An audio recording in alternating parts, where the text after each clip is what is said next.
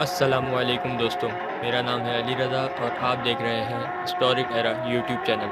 دوستوں، آج ہم آپ کو اوور ویو دیں گے داستان ڈرامہ سیریز کی لاسٹ ایپیسوڈ کا۔ تو چلیے ایپیسوڈ کا باقاعدہ آغاز کرتے ہیں۔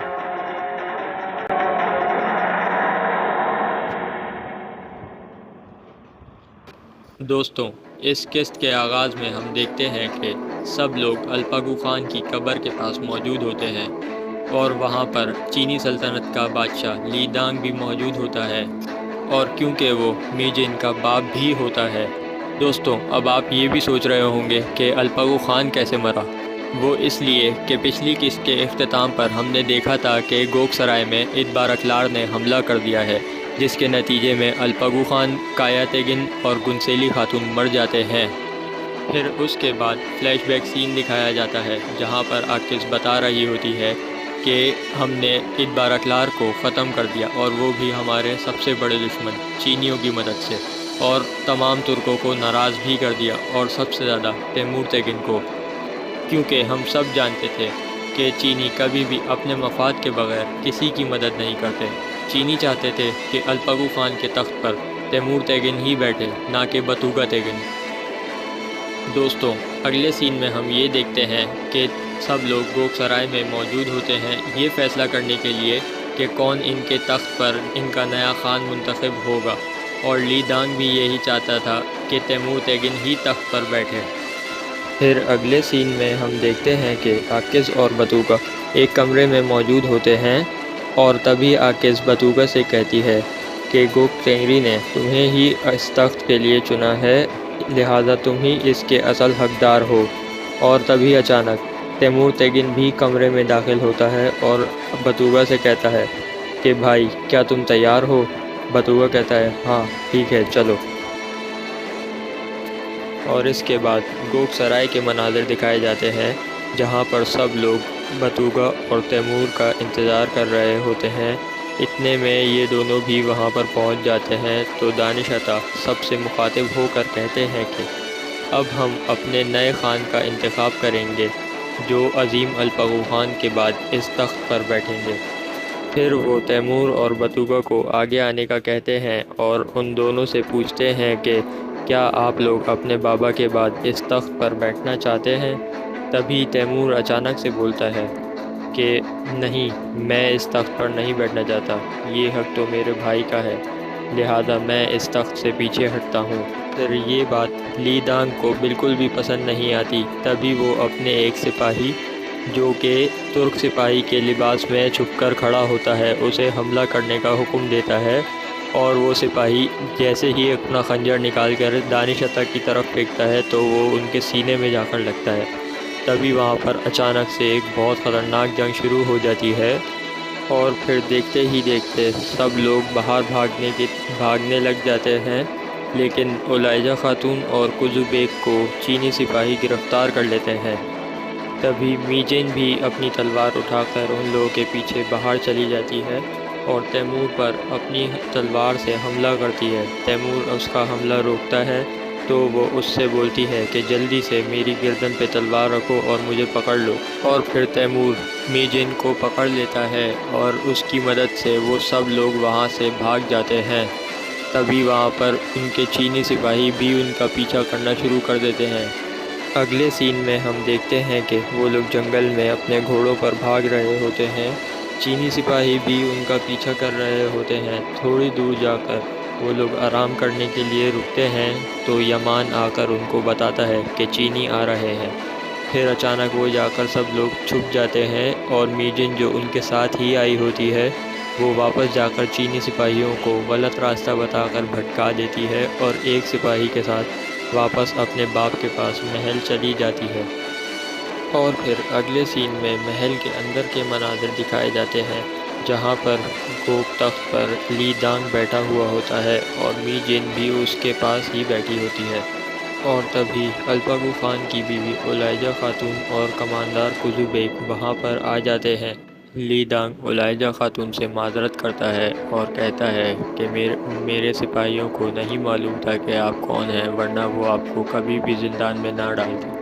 اور پھر لی دانگ اولائجہ خاتون سے پوچھتا ہے کہ کیا آپ جانتی ہیں بتوگا اور تیمور کہاں جا کر چھپے ہیں؟ اور وہ اس کے جواب میں کہتی ہیں کہ نہیں، میں نہیں جانتی وہ دونوں کہاں پر ہیں، لیکن قزو بیگ ان دونوں کو ڈھونڈ سکتا ہے، لیکن یہ میرے حکم کے بغیر کچھ بھی نہیں کرے گا اور اس کے آگے موت کو ترجیح دے گا۔ تبھی لی دانگ کہتا ہے کہ کیا آپ مجھ سے کوئی معاہدہ کرنا چاہتی ہے؟ تو وہ اس کے جواب میں کہتی ہیں ہاں، میں چاہتی ہوں کہ تم بتوگا کو مار دو اور تیمور کو اس تخت پر بیٹھنے دو۔ تو لی دانگ کہتا ہے کہ میں آپ کی بات کیوں مانوں، کیونکہ تیمور نے تو پہلے بھی میرے معاہدے کی خلاف ورزی کی ہے۔ تو اولائجہ خاتون کہتی ہے کہ اگر تم اس تخت پر بیٹھتے ہو تو اس کا مطلب ہے کہ کوئی گوک قبیلہ نہیں رہے گا اور تمام ترک متحد ہو کر چینیوں پر حملہ کر دیں گے اور تم ہار جاؤ گے۔ لی دانگ کہتا ہے کہ ٹھیک ہے، تخت تیمور کا ہی ہوگا، لیکن بتوگا اور اس کے باقی سب حمایتیوں کو مرنا ہوگا۔ دوستو، پھر اگلے سین میں ہم دیکھتے ہیں کہ بتوگا، آکز اور باقی سب لوگ ایک ترک قبیلے کے پاس پہنچتے ہیں، لیکن وہاں پر دیکھتے ہیں کہ سب کچھ تباہ ہوا ہوتا ہے۔ آکز ان سب لوگوں سے پوچھتی ہے کہ یہاں پر کیا ہوا ہے۔ تبھی ایک عورت بولتی ہے ہم پر چینیوں نے حملہ کیا، انہوں نے ہمارے مردوں کو مار ڈالا اور ہمارے خیمے جلا دیے۔ یہ سب سن کر وہ لوگ بہت پریشان ہو جاتے ہیں اور باقی سب دوسرے ترک قبیلوں کے پاس جاتے ہیں، لیکن وہاں پر جا کر بھی یہی سب کچھ دیکھتے ہیں کہ سب کچھ تباہ ہو چکا ہے۔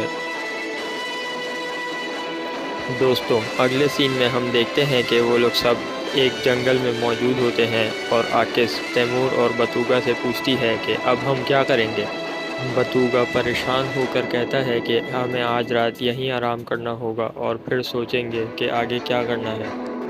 اور وہ سب لوگ وہاں سے چلے جاتے ہیں اور پیچھے سے ایک آدمی جھاڑیوں میں چھپ کر ان کی ساری باتیں سن رہا ہوتا ہے۔ اصل میں وہ آدمی قزو بیگ کا ہی جاسوس ہوتا ہے۔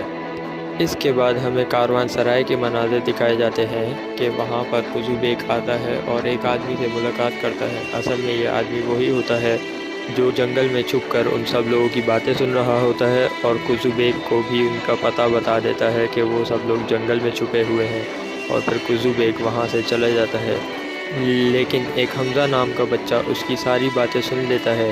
اس کے بعد ہم دیکھتے ہیں کہ وہ سب لوگ ایک غار میں بیٹھے ہوتے ہیں۔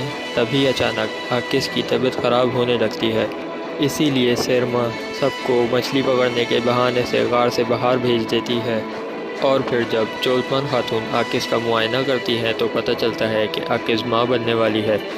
وہ سب لوگ یہ سن کر بہت خوش ہوتے ہیں، اور دوسری طرف بتوگا، تیمور اور یمان مچھلی پکڑ رہے ہوتے ہیں۔ تبھی اچانک وہاں پر حمزہ بھی آ جاتا ہے اور ان کو بتاتا ہے کہ قزو بیگ آپ کو پکڑنے کے لیے یہیں آ رہا ہے۔ اور پھر جب وہ لوگ غار میں واپس جاتے ہیں تو آکز بتوگا سے کہتی ہے کہ مجھے تمہیں کچھ بتانا ہے، باہر چلو۔ اور پھر باہر جا کر آکز بتوگا کو بتاتی ہے کہ میں ماں بننے والی ہوں اور تم بابا بننے والے ہو۔ تو یہ سن کر بتوگا بھی بہت خوش ہوتا ہے۔ پھر آکز بتوگا کے پاؤں پر سر رکھ کے سو جاتی ہے۔ اتنے میں حمزہ بھی وہاں آ جاتا ہے۔ بتوگا حمزہ کو آکز کے پاس ہی بٹھا کر وہاں سے چلا جاتا ہے۔ تھوڑی ہی دور جا کر اسے قزو بیگ مل جاتا ہے۔ بتوگا اس سے بولتا ہے کہ میں یہاں پر ہوں، تم مجھے گرفتار کر کے گوک سرائے لے چلو۔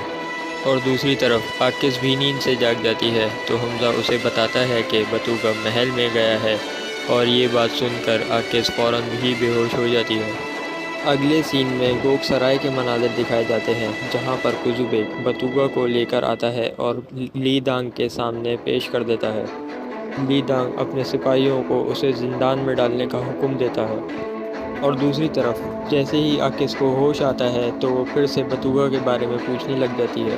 تو تیمور اسے بتاتا ہے کہ وہ اپنی مرضی سے وہاں گیا ہے۔ دوسری طرف زندان کے مناظر دکھائے جاتے ہیں کہ وہاں پر دو سپاہی آتے ہیں، چینی لباس پہنے ہوئے ہوتے ہیں، لیکن اصل میں وہ دونوں سپاہی نہیں ہوتے ہیں بلکہ اولائجہ خاتون اور قزو بیگ ہوتے ہیں۔ تبھی بتوگا اولائجہ خاتون کو ایک زہر کی بوتل دیتا ہے اور ان سے کہتا ہے کہ کسی بھی طرح آپ یہ لی دانگ کو پلا دیں۔ اور پھر دوسری طرف جنگل کے مناظر دکھائے جاتے ہیں جہاں پر سب لوگ اپنے اپنے گھوڑوں سے اتر کر کہیں جا رہے ہوتے ہیں اور حمزہ کو گھوڑوں کے پاس ہی رکنے کو کہتے ہیں۔ دوسری طرف علیجہ خاتون ایک نوکر کے ساتھ لیدان کے لیے مشروب لے کر آتی ہے اور اسے پینے کے لیے کہتی ہے، لیکن جیسے ہی لیدان وہ مشروب پینے لگتا ہے تو می جین کو شک ہو جاتا ہے اور وہ اسے روک دیتی ہے اور پھر کہتی ہے کہ یہ مشروب پہلے اس نوکر کو پلاؤ۔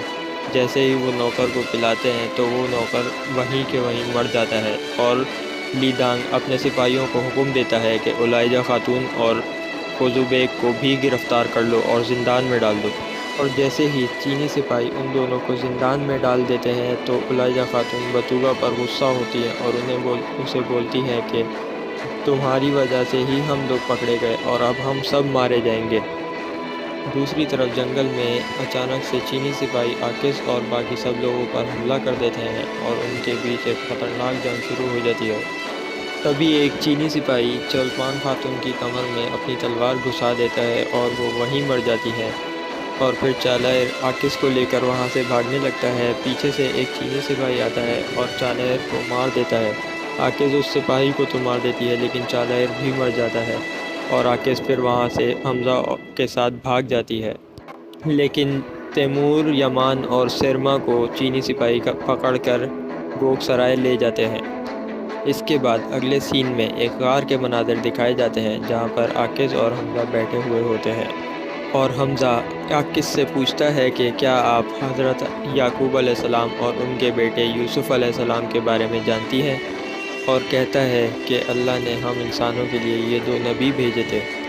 ایک دفعہ یوسف علیہ السلام کے بھائیوں نے ان کو کنویں میں پھینک دیا اور اپنے والد یعقوب علیہ السلام کو جا کر بتایا کہ وہ مر گئے، اور ان کی خون آلودہ قمیض لے کر آئے اور یعقوب علیہ السلام کو دے دی، اور کافی عرصہ گزر گیا۔ حضرت یعقوب علیہ السلام ظلم و ستم کی شدت سے نابینا بھی ہو گئے تھے، لیکن انہوں نے اللہ سے امید نہیں چھوڑی۔ انہیں ہمیشہ سے یقین تھا یوسف علیہ السلام زندہ ہیں، اور انہوں نے صبر کیا، اور اللہ نے انہیں صبر کا نتیجہ ایسے دیا کہ یوسف علیہ السلام کنویں میں نہیں مرے اور کچھ ہی عرصے بعد ان کے پاس صحیح سلامت واپس آ گئے، اور کہتا ہے کہ آپ بھی صبر کریں، اللہ سب ٹھیک کرے گا۔ اور پھر تھوڑی دیر میں دکھایا جاتا ہے کہ آکس غار میں سو رہی ہوتی ہے، تبھی ایک خواب دیکھتی ہے کہ وہ ایک تباہ حال قبیلے کے اندر موجود ہوتی ہے، تو بتوگا سامنے سے آتا ہے اور اسے حوصلہ دیتا ہے اور کہتا ہے گوک خان نے تمہیں ہی چنا ہے، تم ہی ترکوں کے امید ہو، تمہیں اٹھنا ہوگا اور ہمت کرنی ہوگی، اور وہاں سے چلا جاتا ہے۔ اور پھر وہ دیکھتی ہے کہ بہت ساری عورتیں اس کے پاس آ جاتی ہیں۔ جیسے ہی وہ نیند سے جاگتی ہے تو حمزہ کو لے کر غار سے چلی جاتی ہے۔ اگلے سین میں ہم دیکھتے ہیں کہ چینی سپاہی بتوگا، تیمور اور باقی سب لوگوں کو گوک سرائے کے صحن میں باندھ دیتے ہیں، اور چولپان اور چالائر کی لاشیں بھی ان کے سامنے پھینک دیتے ہیں۔ لیدانگ بھی وہاں آ جاتا ہے اور اس کے سپاہی دو کتے لے کر آتے ہیں اور اس کے حکم پر لاشوں کے اوپر چھوڑ دیتے ہیں۔ دوستوں، اگلے سین میں ہم دیکھتے ہیں کہ آکس ایک تباہ حال قبیلے میں پہنچتی ہے۔ حمزہ بھی اس کے ساتھ ہی ہوتا ہے اور وہاں پر موجود تمام عورتوں کو جمع کرتی ہے، اور وہ سب عورتوں کو چینیوں کے خلاف جنگ میں اپنا ساتھ دینے کے لیے بولتی ہے، تو ساری عورتیں اس کی بات مان جاتی ہیں اور پھر اس کا ساتھ دینے کے لیے راضی ہو جاتی ہیں۔ اگلے سین میں ہم دیکھتے ہیں کہ چینی سپاہی بتوگا اور باقی سب لوگوں کو محل سے باہر لا کر گوک سرائے کے بازار میں باندھ دیتے ہیں، اور دوسری طرف آکس عورتوں کو جنگ کے لیے تیار بھی کر رہی ہوتی ہے۔ ایک طرف چینی سپاہی سب لوگوں پر تشدد کر رہے ہوتے ہیں اور دوسری طرف آکس ساری عورتوں کو لڑنا سکھا رہی ہوتی ہے۔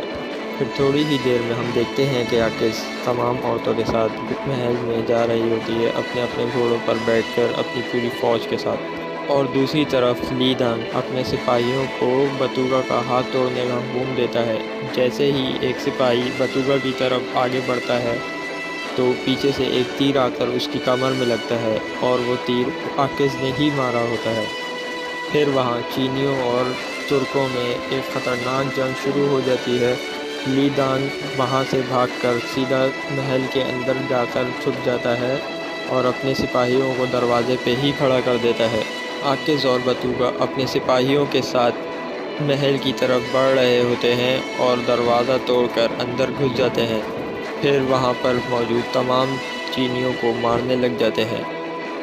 تبھی اچانک ایک سپاہی تیمور کو پیچھے سے مارنے ہی والا ہوتا ہے تو میجن دیکھ لیتی ہے اور اپنا خنجر نکال کر اس کی طرف پھینک کر اسے مار دیتی ہے، لیکن الیجا خاتون سمجھتی ہے کہ میجن تیمور کو مار رہی ہے، تبھی وہ میجن کو پیچھے سے جا کر مار دیتی ہے اور عاکس جا کر لی دانگ کو بھی مار دیتی ہے۔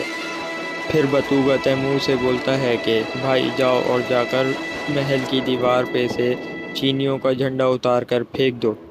ایک طرف تیمور تیگن چینیوں کا جھنڈا اتار کر پھینک دیتا ہے تو دوسری طرف باقی سب لوگ باقی چینیوں کو بھی مار دیتے ہیں، لیکن ایک چینی سپاہی پیچھے سے چھپ کر تیمور تیگن کے سینے میں ایک تیر مارتا ہے اور تیمور تیگن وہاں سے نیچے گر جاتا ہے۔